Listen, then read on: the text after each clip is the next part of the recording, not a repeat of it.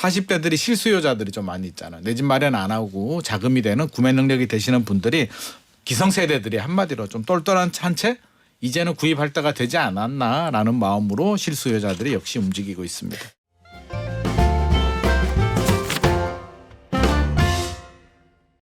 여전히 부동산 시장의 양극화를 보여주는 지표들이 나옵니다. 어제 서울 주요 지역의 분양, 1순위 분양 결과를 마감해 보니까 야, 경쟁률 뜨겁구나. 이거 다시 한번 확인이 됐고요. 금리는 조만간 미국보다 먼저 내려갈 수도 있지 않을까 이런 전망이 나옵니다. 이런 상황들 집값에 어떤 영향 미치게 될지 부동산경제연구소 김인만 소장에게 들어보겠습니다. 안녕하세요. 안녕하세요. 소장님, 네. 최근에 집을 사는 사람들이 네. 실수요자가 산다 이런 말씀 몇 번 해주셨는데 네네. 서울에 생애 첫 집을 사는 사람들이 25개월 사이 가장 많았어요. 네네. 뭐 일맥상통한 이야기인데요. 네. 이제 몇 년 전만 하더라도 이제 갭 투자가 좀 많았는데 최근에는 실수요자들이 좀 많이 움직이고 있습니다. 6월 서울 아파트 거래량이 7,436건으로 이제 집계가 됐는데요. 네. 굉장히 많은 숫자죠. 2020년, 2021년 24개월을 통틀어서 보더라도 한 넘버 3, 넘버 4 정도 그 되는 정도로 많은 숫자입니까? 네, 숫자가 굉장히 높은 순위입니다. 7,400건이 이제 서울에서 굉장히 많이 거래가 됐는데 7월 거래량을 보면 현재까지 5,703건인데요. 이게 계약일로부터 30일이니까 아직도 많이 남았잖아요. 그러네요. 많이 남았으니까 아마 7월은 8,000건 넘어갈 것으로 보여집니다. 8월 말 통계까지 합쳐져야 된다는 얘기잖아요. 8월 말까지 기다려야 그렇죠. 됩니다. 계속 지금 누적이 되고 있기 때문에 아마 지금이 5,700건이면 8,000건은 훌쩍 넘어갈 가능성이 높습니다. 이 중에서 이제 가장 눈에 띄는 게 첫 내 집 마련이 이제 크게 늘어났다는 건데요. 부동산 생애 처음으로 부동산 구입한 매수자가 7월이 4,588명입니다. 그러니까 7월이 지금까지 보면 뭐 5,703명 중에 4,588명이니까 대다수가 이제 생애 최초 집 처음으로 사신 분들이고요. 2022년 5월이 4,696명이었으니까 2년 1개월 만에 가장 높은 수치입니다. 아무래도 2020년, 2021년 상승 열차를 타지 못하는 실수요자들이 네.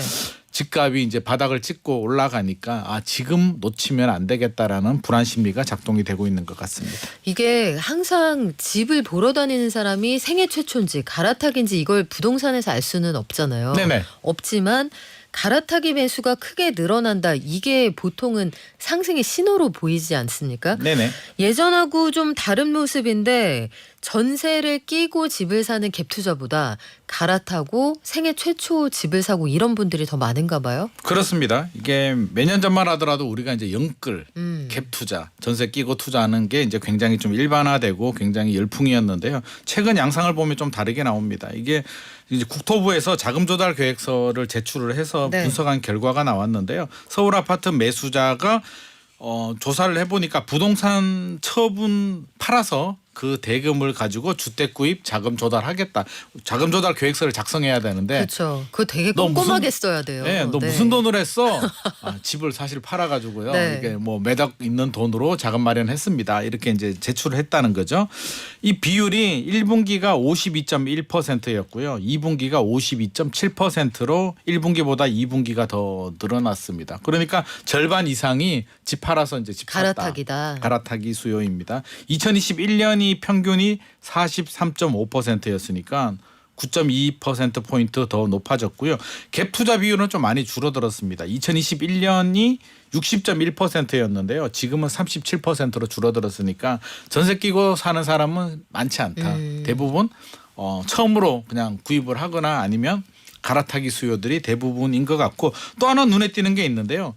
최근에 30대들 이제 주택을 주로 구입하시는 분들이 주도를 하고 있는데 네. 40대들이 주춤했거든요. 원래 40대가 주택 구매 연령의 핵심인데 40대 비중이 좀 늘어나고 있습니다. 31.2%로 좀 늘어났는데 물론 30대가 32.5%로 많기는 한데요. 과거 사례를 보면 30대, 40대가 2019년 이후로 30%를 넘은 건 처음이라고 합니다. 이 얘기는 또 어떻게 해석을 하냐면 40대들이 실수요자들이 좀 많이 있잖아요. 내 집 마련 안 하고 자금이 되는 구매 능력이 되시는 분들이 기성세대들이 한마디로 좀 똘똘한 채 이제는 구입할 때가 되지 않았나라는 마음으로 실수요자들이 역시 움직이고 있습니다. 질문에 들어와서 여기에 소장님이 답을 해주시면 좋을 것 같은데 네. 9176님이 아니 생애 최초로 집 사는 사람들이 많다라면 아직은 대세 상승은 얘기 못하는 거 아닌가요? 투자자가 나서야 대세 상승 아닌가요? 하셨는데 이 집이라는 자산이 되게 묘하잖아요. 네네. 사용도 하면서 투자로서의 가치도 있는 건데 답을 어떻게 주실 수 있을까요? 이게 굉장히 좀 예리한 질문인 것 같은데요. 과거 양상을 보면 우리 2013년 생각해 보면 될 것 같습니다. 네. 2013년 서울 바닥을 찍고 이제 올라갈 때를 보면 그때는 다주택자들 이 먼저 움직였습니다. 네. 먼저 움직이고 실수요자들이 아마 2017년, 18년 이후에 뒤늦게 움직였는데 꽤 오른 다음에 움직였죠. 그렇죠. 네. 근데 지금은 사실 이게 바닥 찍고 추세 상승이라면 과거 같이 다주택자들이 먼저 움직여줘야 되는데 지금 실수요자들이 움직이고 있기 때문에 이걸 추세 상승으로 보기엔 좀 어렵다라는 반론의 목소리들이 나오고 있고요. 저도 네. 그 부분에 대해서는 일정 부분 공감을 하고 있습니다. 올해 말 내년까지는 이렇게 올라갈 수는 있는데 이게 어떤 수요냐면 2020년, 2021년 폭등장을 따라가지 못한 상승 열차를 타지 못한 분들이 지금 움직이고 있기 때문에 한마디로 서울의 규제 지역으로 좀 풀리고 전기 자동차로 본다면 충전이 충분히 되고 출발해야 되는데 지금 충분히 되지 않는 상태에서 그래요? 출발을 했기 때문에 제가 볼 때는 올라도 내년까지 정도 올라가다가 다시 한번 또 조정이 될 가능성도 있을 것 같습니다. 올해부터 내년까지 그래도 지금 상반기부터 오른 거 생각하면 1년 이상 올라가면 네. 많이 오래 올라가는 거 아니에요? 지금 또 많이 올라가고 있고요. 네. 뭐 지금 추세라면 물론 정부 대책이나 금리의 변수를 봐야 되겠지만 내년까지 올라가도 많이 올라가죠. 그래서 사실 부담되는 건 사실입니다. 그러면 실수요자들이 굉장히 고민에 빠지게 되는 건데 네.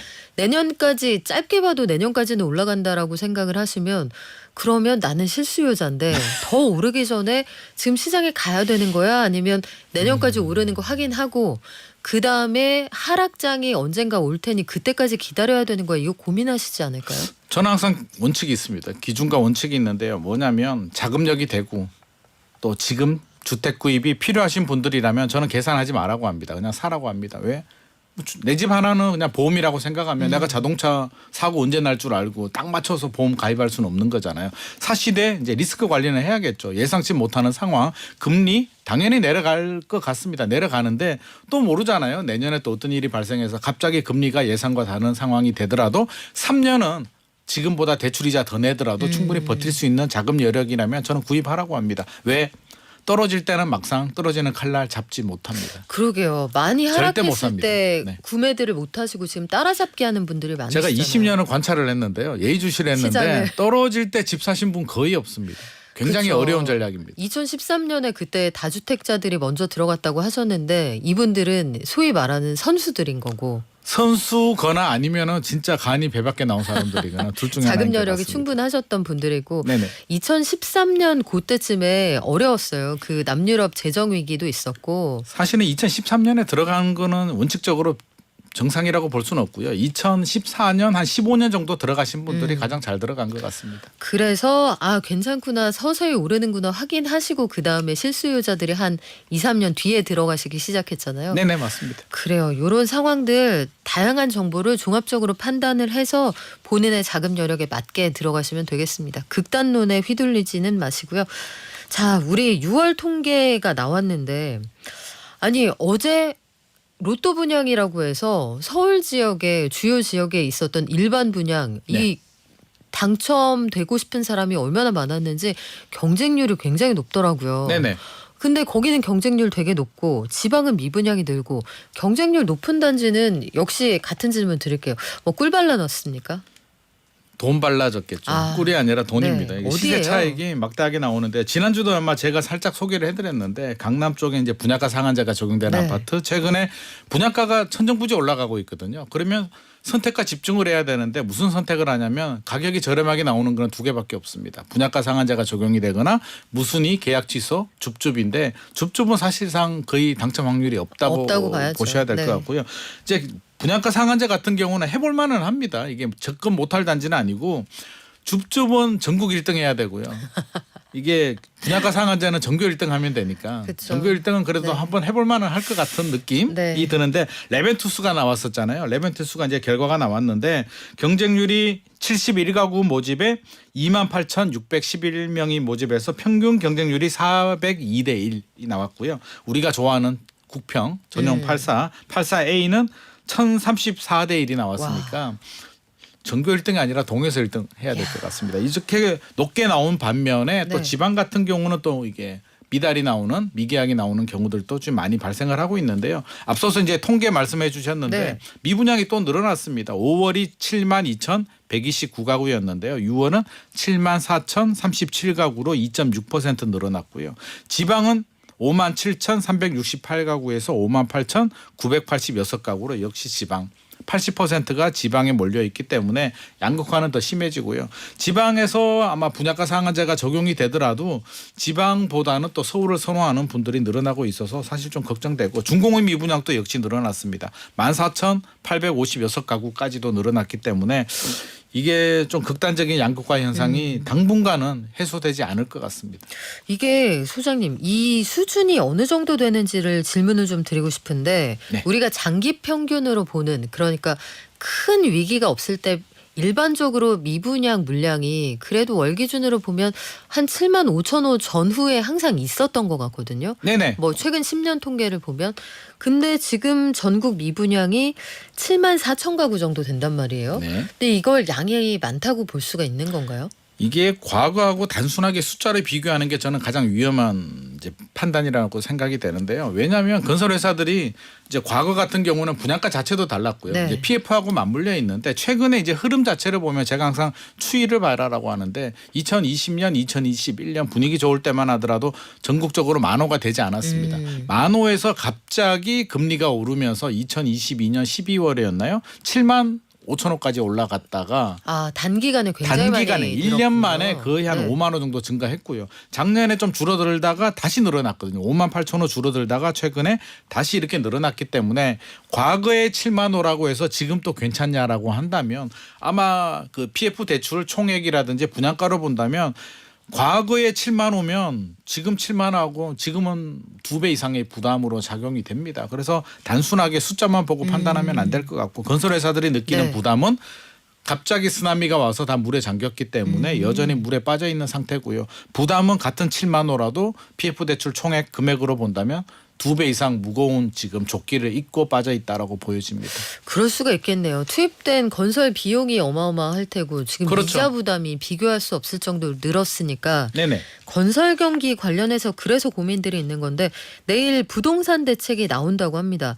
공공주택 확대 및 정비사업 촉진안이 담긴다라고 하는데 이 관련해서 한덕수 총리가 그런 얘기를 하더라고요. 공급을 대폭 늘려서 시장을 안정시킴으로써 한국은행이 금리를 내릴 여지를 만들 수 있을 것이다. 요 가능한 시나리오입니까? 아, 굉장히 낙관적인 이제 시나리오라고 보여지는데요. 저는 반대로 해석을 하고 싶습니다. 이미 다 알고 있는 내용이고요. 제가 알고 있는 공급 대책 내용보다 저는 더 파격적으로 나오기를 좀 바라는데 그렇지는 않을 것 같고 지금 나오는 대책을 내용을 보면 신규 주택 그 3기 신도시 일정 당기고 신규 택지 발굴하겠다라는 내용, 재건축 재개발 촉진하고 비아파트 빌라 오피스텔을 사게 되면 세제 혜택 주겠다 이런 내용들이 아마 포함이 될 것 같은데요.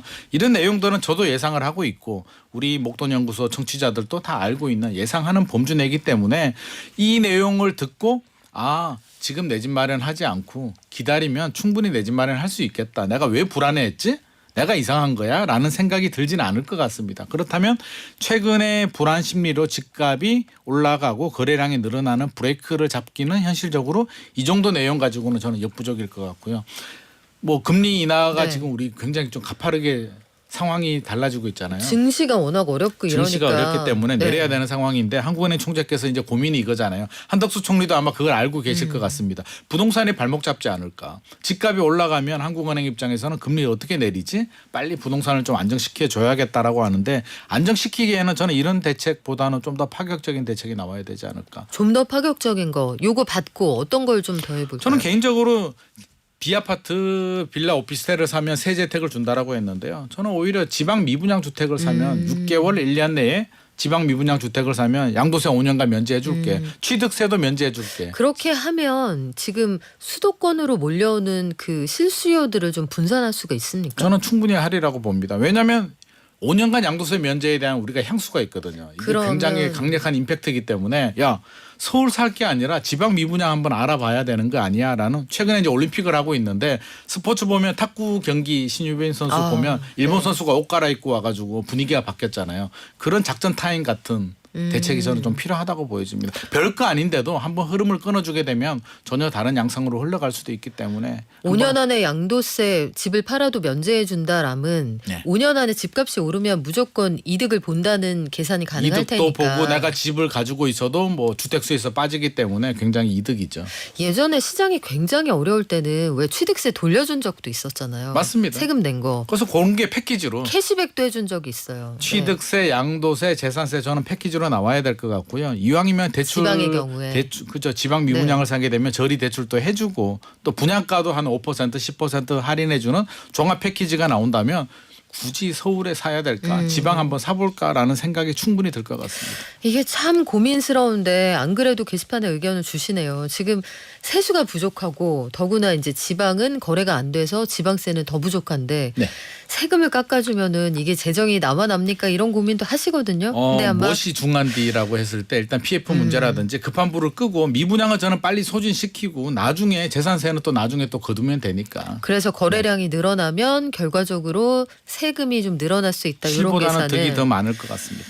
근데 이 분양가나 전세 가격을 보면 참 무섭게 올라간다는 생각이 드는 게요. 서울의 평당 전세가가 평균 가격이 이제 한 평이 2,400만 원을 넘어간대요. 네네. 아까 이광수 기자가 짧게 얘기를 해줬는데 전세금 올라가는 속도는 집값 올라가는 것보다 더 빠른 것 같아요.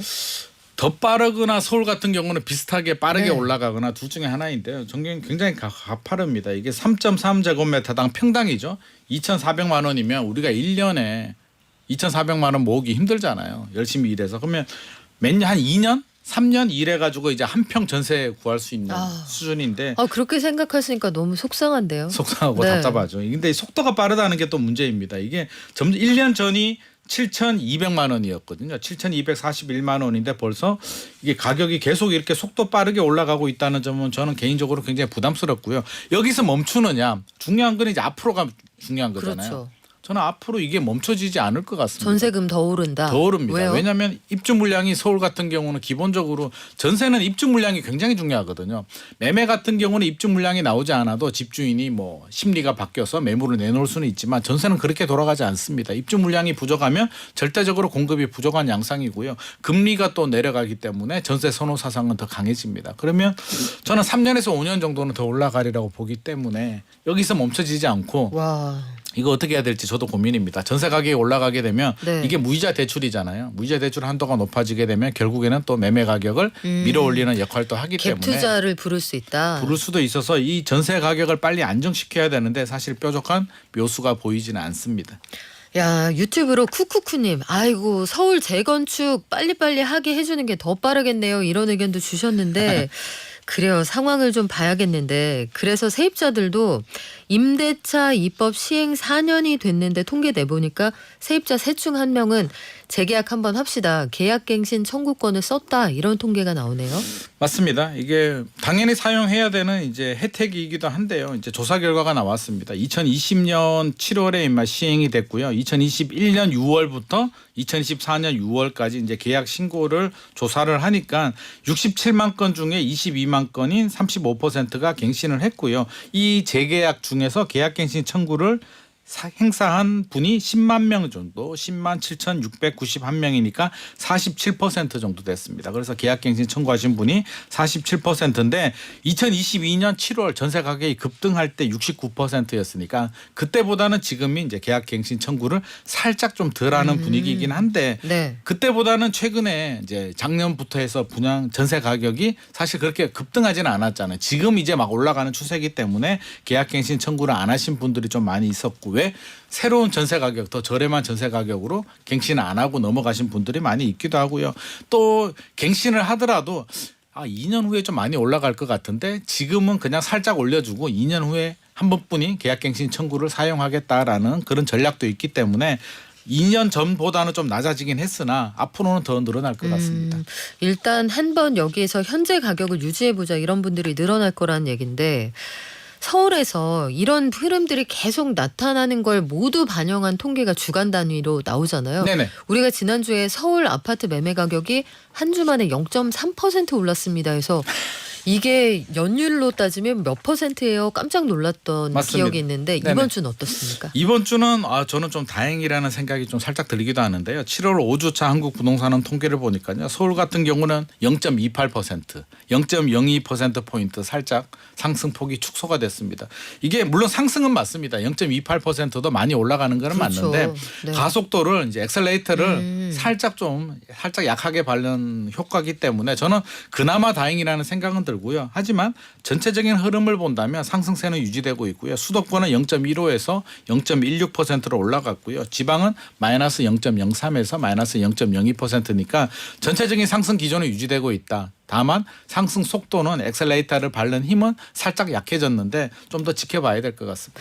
그렇죠. 그리고 9월 다가오면은 이제 DSR 규제 2단계 들어가고 정부가 이렇게 저렇게 규제를 좀 하겠다 이렇게 으름장을 놓으니까 은행권의 대출금리도 올라가고요. 0.1 정도씩 살짝 얹어서 올리고 그래도 매수가 좀 많다고는 하는데 빅토리 세븐님이 이런 의견 주시네요. 재건축 하고 싶어도 공사비가 너무 비싸서 못하는 거예요 해주시는데 요즘에 분담금도 되게 많이 늘었죠. 분담금 많이 늘었죠. 이게 분양가 올라가는 것만큼 분담금이 늘어나고 있는데요. 전체적으로 본다면 이 흐름도 사실은 저는 좀 멈추기 좀 어렵지 않나 싶은데 또 서울 평당 3.3제곱미터죠. 네. 평당 분양가 통계가 나왔는데 저는 깜짝 놀랐는데요. 이게 결국에는 건축비하고 맞물려 그렇죠. 있잖아요. 4,882만 원으로. 평균이요? 평균이 이제 5천만 원. 특정 동네가 아니라 서울 평균이 이제 5천만 원. 분양가 평균이 한 평에 5천만 원이다. 네.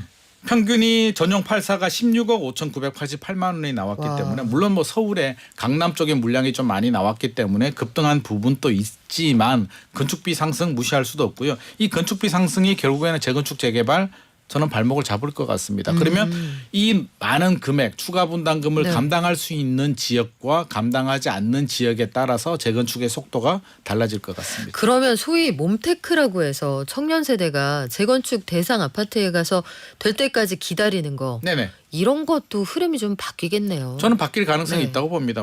과거만 하더라도 어떻게 보면 추가 분담금을 환급을 받는 경우들도 있었고요. 있었죠. 조금만 내는 경우들이 있었는데 아마 지금 분위기에서는 기본적으로 중층 아파트들은 5억 원 정도 추가 분담금을 내야 되는데 사실 5억 내기 쉽지 않거든요. 현금으로 5억을. 맞습니다. 그쵸. 그래서 저는 이게 재건축 재개발의 그 물량 공급에 제한이 될 것 같고요. 정부가 이 문제를 어떻게 해결하느냐가 서울의 재건축 재개발 공급 물량을 늘리는 핵심 키포인트가 될 것 같습니다. 그래요. 신축을 원하는 시장의 수요에 어떻게 대응하느냐가 향후 가격을 결정할 것 같습니다. 지금까지 부동산경제연구소 김인만 소장과 함께했습니다. 고맙습니다. 감사합니다.